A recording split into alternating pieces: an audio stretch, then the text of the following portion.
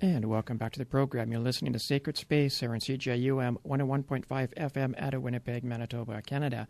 We're sitting here speaking with Jeff Brown, the author of Soulshaping, Adventures in Self-Creation. It takes me back to the beginning of my, is there such a thing as a main road? I don't know. I guess it was just the start of a new path at the time. I was in Alberta. A friend passed me this magazine. And I don't know if you get Shaman's Drum in Toronto. I'm not aware of it. It's an awesome magazine. It's called Shaman's Drum. Inside it, and I can't remember whether it was actually a part of the magazine or he had this pamphlet and he put it in there. I don't know. But inside was this pamphlet for this thing called Rebirth of Mother Earth, a medicine wheel gathering. And I just knew that I had to go to this thing. I can't explain why, but I just knew I had to go. So I asked my boss at the time if I could have some time off. And at that time, I was working in the restaurant industry, and it was like June or July. So it was like our busiest time. But I had a good relationship with him. So he said, fine, go ahead. So I took a week or two off, and I hitchhiked to BC. And it took me 4 days. And so I fasted for those 4 days. And on the third night, I'm just, a couple of miles from where this gathering is taking place at this fairgrounds. I make a little camp by this river, and it was kind of a neat thing where it's kind of like I walked a little bit through the water, and then it was like this little island. It was really cool. I was serenaded by the coyotes for most of the night, but I had this dream, and that night I dreamt of 7 people, and so I'd get up thinking, wow, that was a really crazy dream. That was pretty, wild, and gee, that was kind of interesting. So I kind of, tucked it away, didn't think that much of it, but as I'm walking to the fairgrounds, it was, like I say, a couple-mile walk, and as I got up to the turnoff to go up into it, there's this eagle, and it was flying just right over my head for a good, mile and a half. I'm thinking, well, this is a good start. I get to the fairgrounds, and the first person I see is one of the women I just dreamt of the night before. And so I walk up to her, and I said, you may not believe this, but I just dreamt of you last night. All she did was she held out her arms and gave me this big hug and said, welcome, brother. And then during the next 4 days or 3 days of that weekend gathering, I ended up meeting the next 6 people, because I dreamt of the 7 people. The next 6 people were the people that I first went and sweated with, and the old elder that I ended up traveling with for all those years. Well, that's so cool. It's like the dream. It's like our dreams, and we don't get this. They hold the truth of our innate image. We come into this life with a path, that is embedded internally on a cellular level. That's the path we need to walk to expand our soul to the next stage in its consciousness. And because consciously our minds and our energy is somewhere else, our dreams are like our inner daemons in a form. Yeah.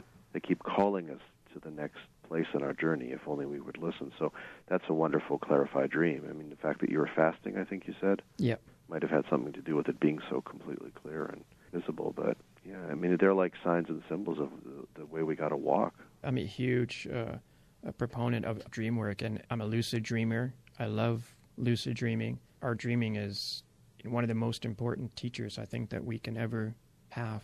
It's the gift of true path. It really is. Truly. If only we'd pay attention to it, learn how to interpret it. When I did some therapeutic work, I remember my dreams used to be very murky, and then I would go through these emotional release phases when I was basically saying, I guess my statement to myself and to the universe was, I am willing to be in this moment, to really be here. And somehow then my dreams would become completely clear and non-symbolic. There was nothing odd or confusing about them. The messages were clear. And of course, the more defended and murky I was, the more confusing and murky my dreams were. Lynn just said, it's a good point. Is it important to create boundaries? I think, boundaries, I remember when I first heard the word in my therapeutic process, I knew it was sticky. It had that feeling of there's something in this that's deeply important for me. But I didn't even understand what it meant, having grown up in an environment that didn't have any. And I think that establishing boundaries, knowing where we start and where we stop, where the other really begins and ends, is essential to the ultimate process or the ultimate path of moving in the direction of oneness. I mean, as odd as that seems. I think if we jump straight into oneness or boundarylessness or something, I don't think we can ever really know our path in this lifetime because we don't know ourselves as a separate entity. We just know ourselves as part of the whole, like in Jewish they call mishpucha, right? It's all mishpucha, and the problem with it being all that is then what's your path in the heart of it. And establishing a strong energetic boundary and interactive boundary. I mean, we all know about this. You know, we get involved, particularly very compassionate people.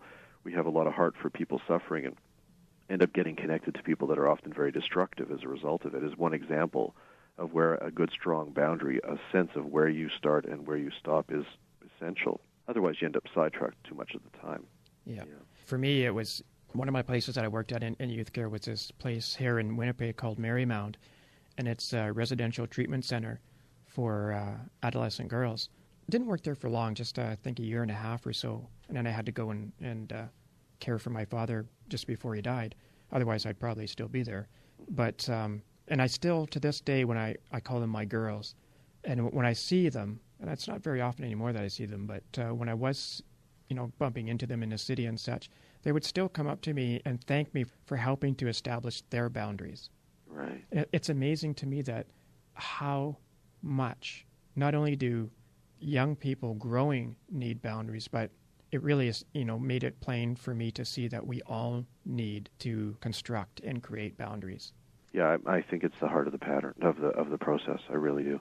Yeah. I think if you're not asking this fundamental question, which is where do I stop and where do I end, you're in trouble. And you're in trouble even in physical environments. I mean, when you go into a bar and you are a sensitive person, which I think is a sign of life, actually, and then you're overwhelmed by the environment. For example, to know that it's not you, it's the environment, to know that you exist separately and can step out of that environment, this way of thinking about yourself as a boundaried being is essential. Otherwise, you'll keep walking into, for example, overstimulating environments, get flooded, lose connection with your center.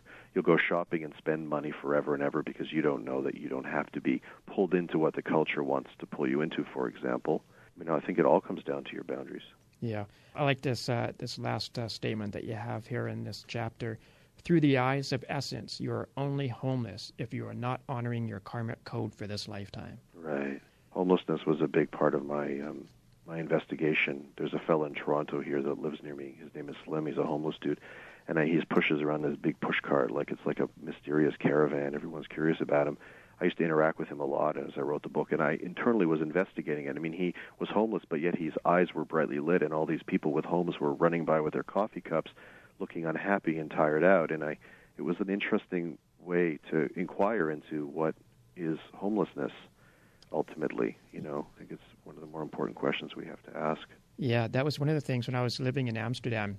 I associated with a number and came very close to choosing to be a homeless person in Amsterdam, because just by my interactions with them, like you say, they had this gleam in their eyes, and for me at the time, it just seemed to me that they were just in spirit, and they had made that choice to be there.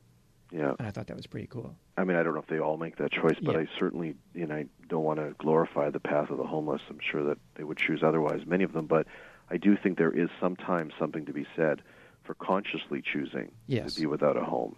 It's nice to have a choice, just to have a taste of not living with the burden of structures and ideas of who you are and so forth. I lived in a teepee for a while, and even just living in a circular home, I found it very difficult to walk into straight-edge buildings. Right. After being in there for less than 3 months. It was like an attack on my being when I walked into a building. Right. It was unreal. You've had a cool path, George. I've had some interesting times, I must say. There's so much in this book. Maybe we should give out your website. If people wanted to check out your website, where would they go to? It's www.soulshaping, one word, like the shaping of the soul, soulshaping.com. There's a number of different excerpts, table of contents, the dictionary at the back of the book of new languages. Awesome. Jeff has so many cool sayings and quotes in here, but you have one in your Befriending Confusion. Under the barring witness, one of your warrior counterpart? Yeah, little Missy is like my inner daemon, the voice of the true path inside of me, and she was interfacing with what I identified as my warrior, my driven male armored warrior self, and they would have dialogues, which I put to words in the book. I mean, sometimes they came through in this form of specific language, but often it was just I'm putting words to the sensations themselves. This is good because there's a lot of people out there, I think, that wander in confusion. Growing is all about leaps into the seeming unknown. Before you can find your way home, you must linger in the place of not knowing. Stay here until the next step organically arises. Sit until the questions that need to be lived show themselves. By surrendering to the unknown, you create the space for a deeper knowing to emerge.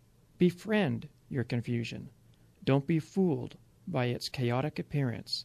This is good confusion. It's a sign that your soul is in transition. Welcome it as a friend that has come from far away to bring you home. Be open to it and keep it close.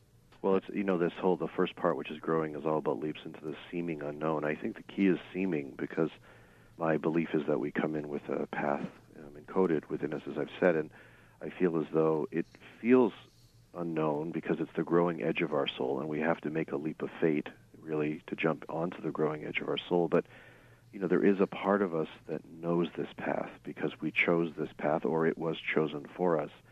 And we have to remember that we have a sign of something else, or a pull towards something else, because it is known to us, although seemingly unknown. It waits for us. It lives inside of us, and it wants to be opened, right? Yeah. I think this whole idea of what I call the spiritual emergency, this state of confusion you experience when you're shedding one way of being on a soul level and trying to enhance or add to that with another way of being, is like the nervous breakdown experience. We often shy away from it because it feels kooky, chaotic, or crazy, and I think we have to be trained really to understand that not all forms of chaos are unhealthy. Sometimes they're the nature of the process. Yeah, exactly. Yep. Would this be one of your Soul Guide cookies? Yes, she's always was presenting me with Soul Guide cookies, often when I didn't want to eat them.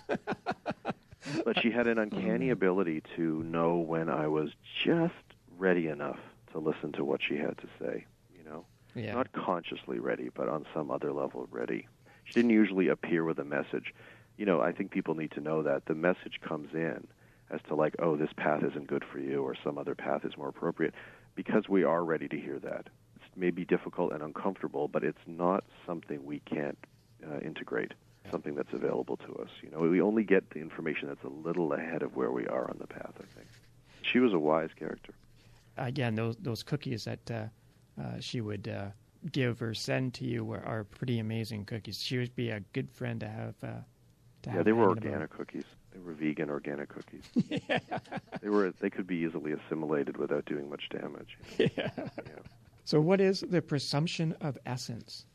Well, in criminal law, I worked with Eddie, and Eddie was really the king of the presumption of innocence, the idea that you're innocent until proven guilty. And when I went back to law, I didn't sign that office lease, and then I started to do work on myself, and then it was time. I had enough of this other path in me to go back to law with a new lens. And when I went into the courtroom for the first time, instead of seeing the judge as the judge, and I just saw everybody through the eyes of essence. The judge was like living out his archetypal role as the judge, but he was just a soul going through life, and the criminal was assuming his role as the criminal. It was really just about making a presumption in everybody you encounter that they're soulful beings, like namaste, right? I see you in your highest light, and not just your highest light, but your most soulful light, whatever that happens to be. And rather than just seeing them and taking so seriously the particular role they're assuming in their lives. It's like in India, the sweeper is not just the sweeper. He's some archetypal symbol of the sweeper. The doctor's not just the doctor. And it's about understanding all of us in that way, encountering individuals as souls rather than just in terms of their incarnation. This is a question I've been asking people. I don't know whether or not I believe in past lives, whether it's just our minds creating things to help us understand things, or whether we actually have lived past lives here, and can we be a reincarnation of somebody like Ezekiel or Jonah or whoever? This brings me to something. I was debating whether or not to read this, and I thought, I think I'd like to share this with you. So if you don't mind, I would like to share a little something that I wrote a while ago. Great. And the first word that came out was Ezekiel, so I named it Ezekiel, and this is what Ezekiel said to me.